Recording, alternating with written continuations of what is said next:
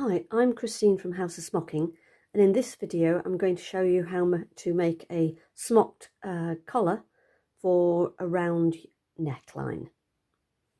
So in this video I'm using a shirt pattern. It doesn't matter which shirt pattern, or you could use it for a dress pattern. If you just got a round neckline, then this collar should fit. Because fabric thicknesses alter the amount of fabric you need when smocking, what I've done for this shirt is I've actually cut a piece, which is the full width of the fabric. It is 7 centimeters across, and I've just chosen that because this is a size 6 shirt, so it's a nice depth for a collar without being too much. So what I'm next going to do is I'm going to pleat up 9 half space rows. So here you can see I've got 9 half space rows threaded up, and the first needle is the top edge of the collar is 1/2 centimetre or 1 needle space from the first threaded needle. So that's just to give me a line. So that'll be my seam line, and then that thread will help when I'm gathering the fabric up. So here you've got the pleated fabric, but what I've done is I've left the threads long so that I can flatten it out so that I can do the hem.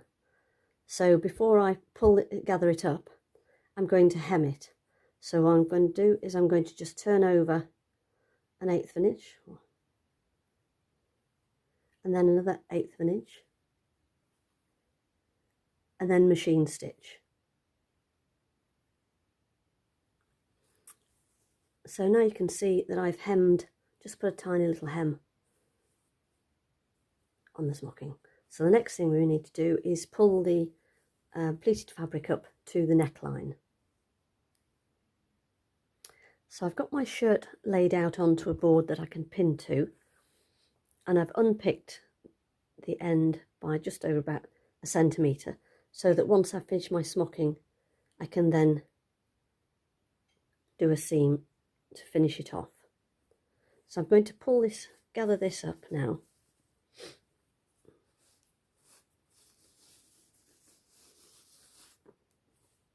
And I'm going to gather the top threads up more than the rest of it. So I want the top to be tighter than the bottom half.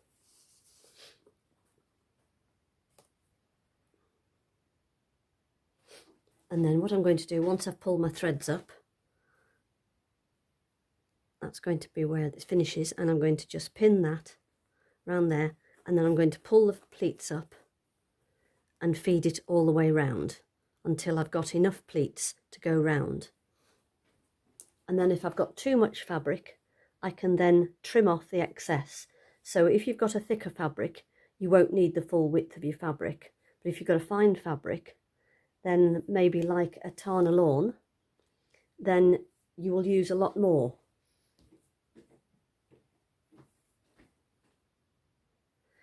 And if you were using Tana lawn, then what you could do is you could actually have your fabric double.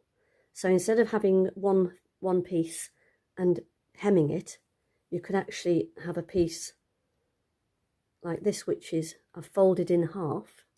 You can see that that's just a folded edge, and I've pleated it double, and then you can put that round as your collar as well. So you've got no hem at the bottom. You've just got a fold, which is much neater. But certainly for Tana lawn, that wouldn't be too thick. So you could do it that way instead of having a hem. So now you can see, excuse me, that I've pinned the outside edge of the collar, so the raw edge, in line with the fold of the button band, and the same either side. And that's so that when I hem the two sides, it'll show the button band, but only enough just to show the button. So what you don't want is a really big gap at the back. you just want to be able to see the button band. So I've fed all the pleats round and pulled them tight, and in actual fact this fabric is a micro check and it's really fine, so I've used the whole width of the fabric, so I haven't had to trim any off at all. So the next thing I've got to do is to smock the collar. So here is my smocked collar, and I've finished the edges with just a little seam to match the one at the bottom. I've done that both ends. I've still got my central marking point so that I can match the centre of my dress front, or shirt front in fact. So the thing to remember, when you're doing a smocked collar is not to skimp on the fabric. So try not to make it that you have to stretch it into place, because if you do, then it will stand up like that if you've had to stretch it. So don't be mean, having plenty of fabric in the length all the way round so that it will lie flat when you've finished it.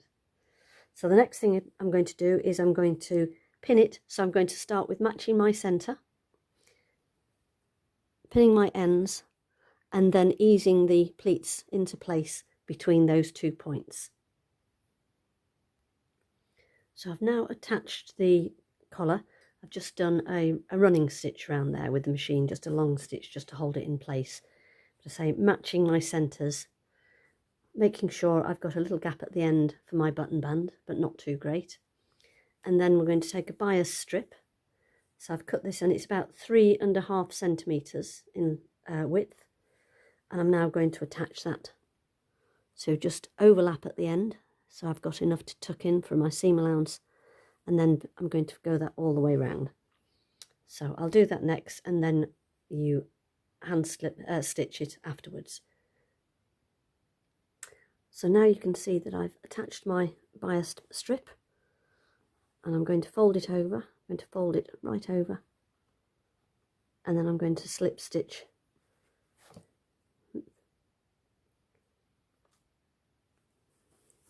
and fold it over, and I'm going to slip stitch it into place like that.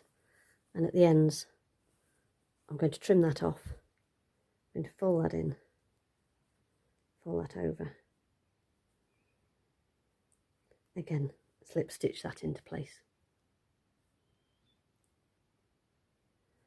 Don't forget to clip it round the edge, and if you want to take it down a little bit or trim out some of this thickness, you can also do that. But otherwise, if you're happy with it, just fold it over and slip stitched in place as mentioned. And here you can see how I've clipped all the edges so that the biased binding will lay flat as it goes around the bend for the neckline.